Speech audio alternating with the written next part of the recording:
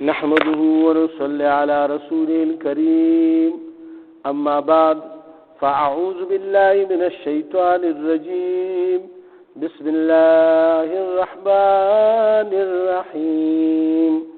وإلى ثمود أخاهم صالحا قال يا قوم اعبدوا الله ما لكم من إله غيره قد جاءتكم بينة من ربكم هذه ناقة الله لكم آية فذروها تأكل في أرض الله ولا تمسوها بسوء فيأخذكم عذاب أليم. دا سورة الأعراف ته اتم سپاره دا او لسم رکوع دا پدې کې الله سبحانه وتعالى د سمودیانو ذکر فرمایي. الله پاک فرمایي ویلا سمودا او سمودیانو ته اخاهم لا غیرور صالح علیہ السلام مغرو لګلو. قال او غورتا او فرمایل یا قوم اعبدوا الله اے قوم عبادت کوي د الله ما لكم من اله غیره نشتا تاسو د پاره د الله نه ما سوا بل څوک مولا الله. قد جاءتكم بینه په تحقیق سره راغله تاسو ته یعنی ښکارا دلیل من ربکم در رب د طرفنا. هذه ناقة الله دا یو اوخدا د الله سبحانه وتعالی په قدرت سره پیدا کړی شوی لکم ستاسو د پاره آیتن دا یو نشانی دا یعنی معجزه دا. فزروها نپریدی دی لرا تاکل چی خوری فی ارض الله پس بکد الله کی خوراک سکاک کئی تاسی پریدی لگا پارا بی پریدی سقاق و تمکوی ولا تمسوها بسوئن او دی لاس موروڑی دی تا تکلیف مرسوی فخراب ارادی سر دی تا لاس موروڑی دلتا خدا اللہ سبحانه فیاخذکم عذاب علیم کدی اوبنی ستاسو یو عذاب دردناک. دلته الله سبحانه وتعالی د اوخي ذکر فرمایلو دی قوم ته چې کله صالح علیه السلام راغو او ورته چې ایمان وروړي په الله باندې الله سره شرک پرېږدي نو هغه ورته دا شرط کې خو چې دا مخامخ غربي نه هغه وی دې څه نه مني کېږي.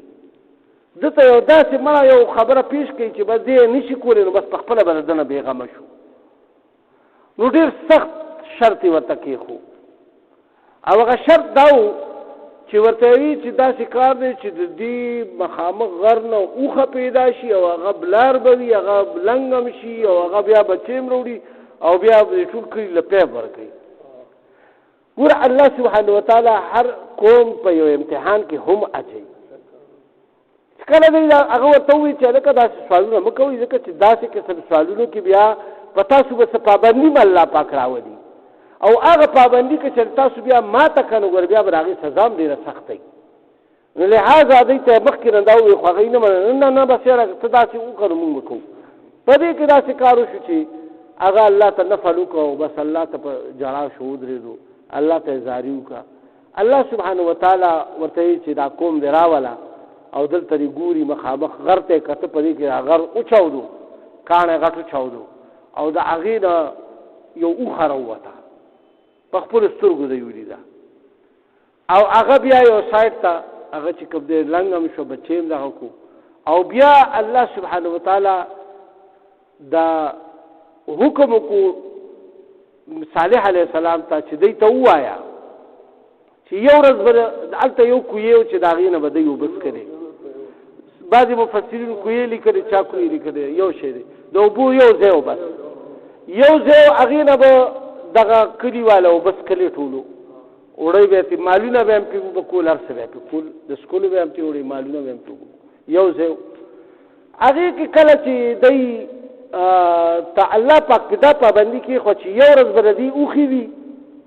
هغه به بس ټوله ورځ به دا اوبه څکي او هغه د الله د معجزې برکت و چې هغې اوښې ته به چې کوم څاروي کته نو تښتېدو به ترې هغې کې داسې اثر یې ښه اوخ بم ته تختیدو هر څه به ته تختیده ولې چې د معجزې شی یعنې ترېده به تي او په بله ورځ به دا اوښه چې کوم دی په خپله دا به نه راځي دلته دا د الله حکم منونکي را ستاسو نمبر به تاسو په نمبر باندې به دا دی اوبو ته نه راځي او د دې په نمبر به ګوره تاسو نه ورځئ. دا پابندي پې کېښوه. دی وی بس د ټیک شوه دا پابندي مونږ ته منظوره ده.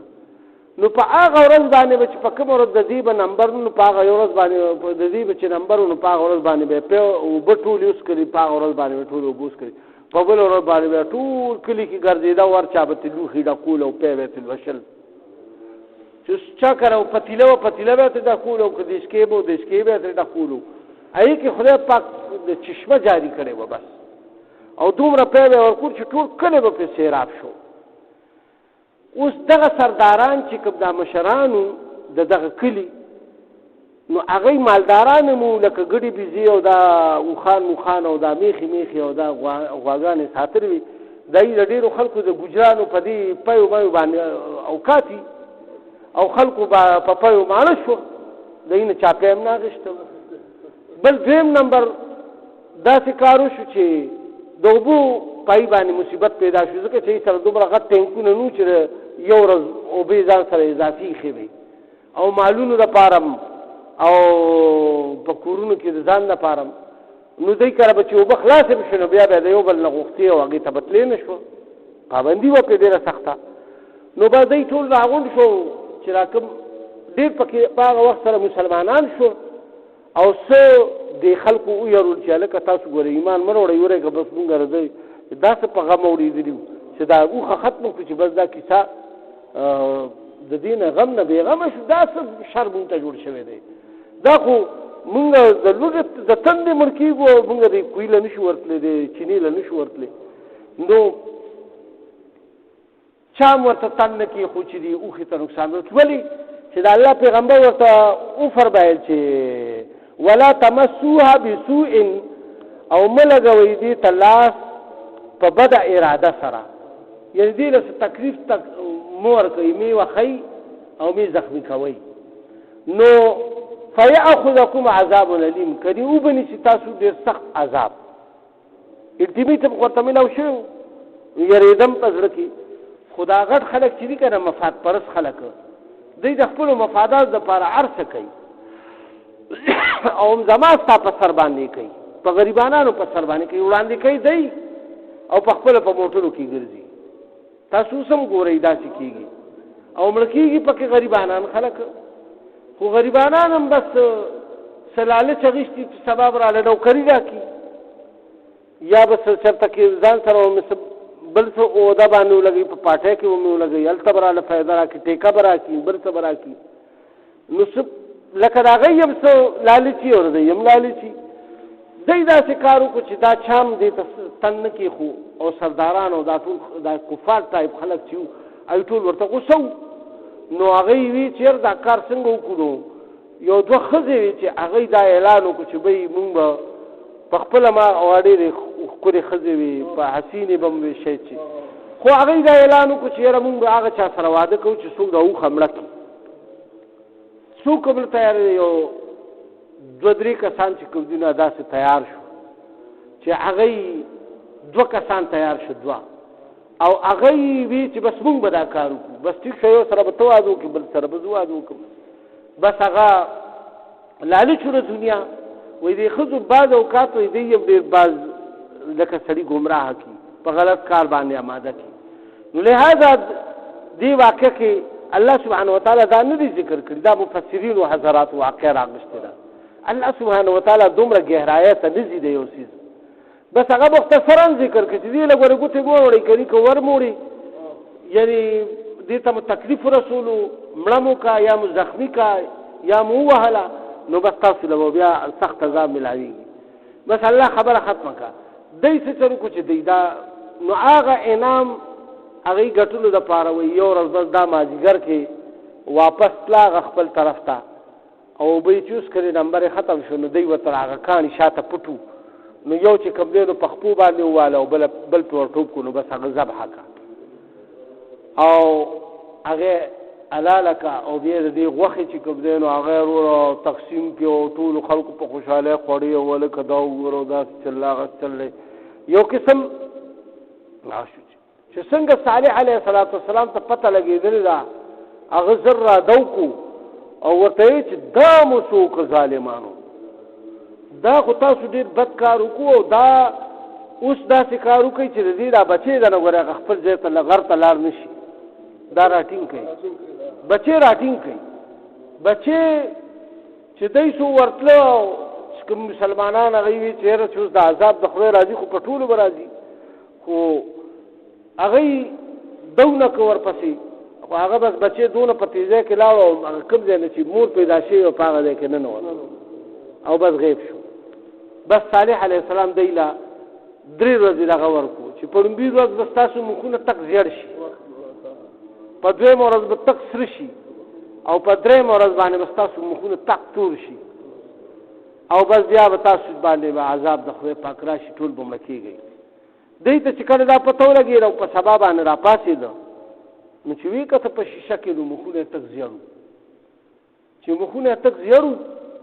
نو بس ویې چې هلکه دا خبره خو رښتیا ده نو ګوره بیا هم توبه ونه ویستا داسې شیطان ولا په سترګو او په دغه باندې پټی راوستی وي نو الټه انتقام دپاره وایي راځه چې صالح علیه السلام او د دا کور والا خو یول د ځان نه مړه کړو بیا به ګورو په موږ باندې خو هسې عذاب را روان دی نو دوی پروګرام جوړ کړو یو ډله جوړه شوه دوی په هغه باندې حمله کوله د هغه په کور باندې ورخته چې هغې کې مسلمانان هم کم ناست دا ټول مړه کوي بس کیسه ختمه شي موږ به لا 2 ورځې پس مړه کېږو دی نن مړه کوي بس کیسه یې ختمه شي دی چې څنګه په لار باندې روان و الله په یو داسې یو سیلی راولېږله چې هغې کاڼو یې چتول او دی په هغه کاڼو کې بس سم او په مخونو او په سرونو او په دغه باندې ولګېدو ځای په ځای مړه پراته ټول مردار شو ختم شو دی د هغه کور ته ونه رسېده په 3 ورځ باندې د الله حکم راغو صالح علیه السلام ته چې دا مسلمانان خپل ځان سره وباسه د دې علاقې نه او بس هغه کېږي په دی باندې بیا یو حیدري چغه ووالې شوه او هغه چغې سره دی چې کوم دی نو ټول پړ مخې را پرېوته او مړه شوه او بعضې مفسرین لیکلي چې زلزله هم پرې راغه مختلف قسم عذابونه پرې راغه خو بس ټول په یو ځای باندې ختم شو مړه شو مسلمانان خدای پاک بچ کړو دلته کې الله پاک وفرمایل واذکروا او یاد کوئ اذ جعلکم چې کله وګرځولئ تاسو خلفاء رستو راتلونکي یعنی خلیفګان من بعد عاد د عادیانو نه پس عادیان خو یې تباه کړن د هغې نه پس دوی ته مهلت میلاو شو دوی کې لا دونه کفر او شرک نور راغلی دی هغې نه پس بیا په دوی کې هم کفر او شرک راغو وبوأکم او زیاتې کوي فی الارض پس ځمکه کې تاسو تتخذون من سهولها چې جوړوئ په هغه میدانونو د دغه ځمکه کې قصور وای محلاتو ته غټ غټ محلونه دی جوړول وتنحتون الجبال بیوتا او پرې کوئ غرونو لره تاسو او په هغې کې کورونه جوړوئ دی د دې نه اندازه واخیسته چې یاره دا سیلی او طوفان سره هغې مړه شوه نو اوس به مونږ ځان له مسې جوړې کړو په غرونو کې به یعنې اوبه کونو او په هغې کې به کمرې جوړې کړو نو که دا سیلی طوفان راځي نو بس هغې ته به ننوځو نو د طوفان نه به هم بچ یو چې په غر باندې به یو اوبه دونه نه بره کېږي اکثر لاندې ځي او بل سیلی که راځي نو بس په دغه غارونو کې به ننوځو نو بس دې نه به دې کې مونږ بچ شو او الله خو خپل عذاب بدلی را بدلی نو دلته کې الله سبحانه وتعالی وفرمایل چې د دې هغه کار دغه چې تاسو خو په ځمکه کې لوی لوی محلات جوړوئ او په غرونو کې مو مسې ځان له جوړې کړي کورونه مو جوړ کړي دي د بچ کېدو دپاره او پکې ښه خوشحاله اوسئ فاذکروا آلاء الله خو یاد ساتئ تاسو احسان د الله ولا تعصوا فی الارض مفسدین او مه جوړېږئ تاسو په ځمکه کې د فساد کوونکو خلکو نه فساد پیلاوونکو خلکو نه مه جوړېږئ قال الملأ الذين استكبروا اوی هغه سردارانو د هغه کسانو چې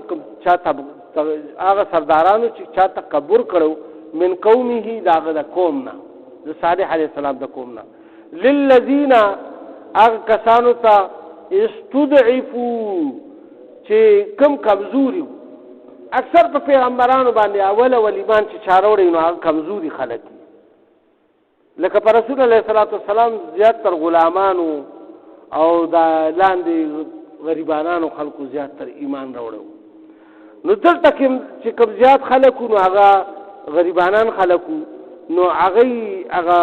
متکبرانو هغه مشرانو د قوم چې کوم هغه غریبانو خلکو ته وی لمن آمنا منهم چې چا د هغه نه ایمان راوړو اتعلمون آیات است یقین دی ان صالحا مرسل من ربه چې صالح علیه السلام الله پاک رسول را لېږلی دی قالو نو دوی ورته جواب کوي انا بما ارسل به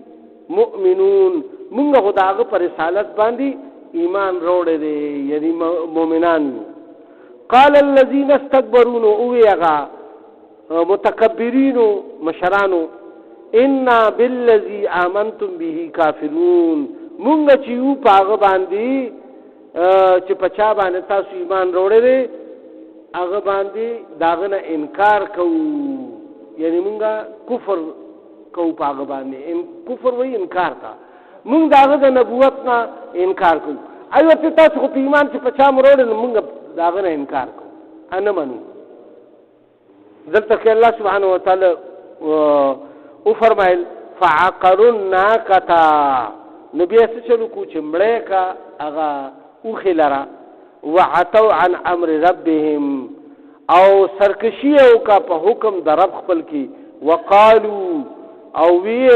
یا صالح اتنا اے صالح علیہ السلام راولا بما تعیدنا اغا عذاب لرا چې کوم تمونگا یاره راغینا ان كنت من المرسلین که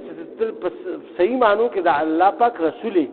نو تپمو معنی عذاب راولا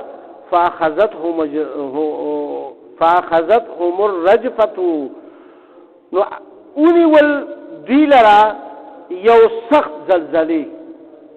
یو سخت زلزله په دی باندې راغه فاصبحوا في دارهم جاثمين او دی په خپل کورونو کې پراتو الټا کو څوک داسې او نه داسې په کندو کې ناستو داسې پراتو څوک چې په کوم اړه خو په هغه طرف ورزيدلې دي څوک الټا ورزيدلې څوک په اړه ورزيدلې څوک داسې ورزيدلې داسې زلزله او چغه پیراغه چې بس د اغینه پس دیتاړو مکمل او نشو چا سره خبره خو کی لکه مثال مون څلو کسان نه چا سره خبره دومره سخت زلزله راغی چې په یو سات کې ټول نسا وته او څوک چې په کومه اړه خلاړو نو بس پر مخې پرې وته الله سبحانه وتعالى فرمایي فتولى عنهم نو بیا وګرځېدو د دینا وقال يا قومي یعنی هغه پیغمبر صالح علیه السلام چې کله په دی باندې بیا تیریدو د لاشونه پراتو کړه نو هغه راغلو نو داسې وګرځېدو د دی نه واپس لاړو وقال او وی ځان سره یا قومي اے قومه لقد ابلغتكم بشکا چې رسولو ما تاسو ته رسالتا پیغام د الله سبحانه وتعالى ربي چې زما رب دی ونصحت لكم او ما خو تاسو ته ډیر زیات نصیحتونه وکړو ولكن لا تحبون الناصحين لیکن تاسو نه خوښوئ خیرخواهانو لرا خپل خیرخواهان چې کوم دی هغه تاسو نه خوښوئ نصیحت کوونکي خلک نه خوښوئ اوس هم که تاسو ډېر ګورئ چې څوک ورته نصیحت کوي نو دومره پرې بس دغه چې یاره بس ما ته نصیحت مه کوه یاره پرېموده په قلار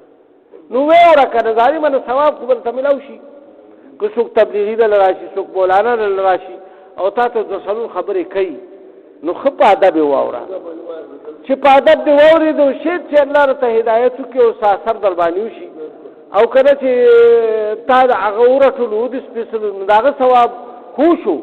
خو ته خو محرومه پاتې شوې نو کم از کم دا لږ غونتې وخت ستا 2-3 منټه 15 منټه چې کوم دي دا خو قیمتي شي که نه د دې دپاره دا کوشش کول پکار دي چې بهی څوک نصیحت کوي که نه نو هغه خوښول پکار دي چې هلکه دا ښه سړی دی خدای پاک دی ښه ساتي چې مطلب دی مونږ ته نصیحت وکړو نو دې لپاره کوشش کول پکار چې به څوک وعظ نصیحت کوي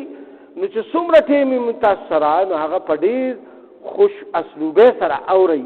او په ډېر ښکلي دغه سره اوري او چې باقي کار وي نو ډېر په معذرت ورته وایي چې رجي زما لږ کار دی که ما ته مو لږ اجازت راکړو نو زه به لاړ شم. ګوره ښه خبر دلته ځکه چې ګوره پیغمبر فرمایل چې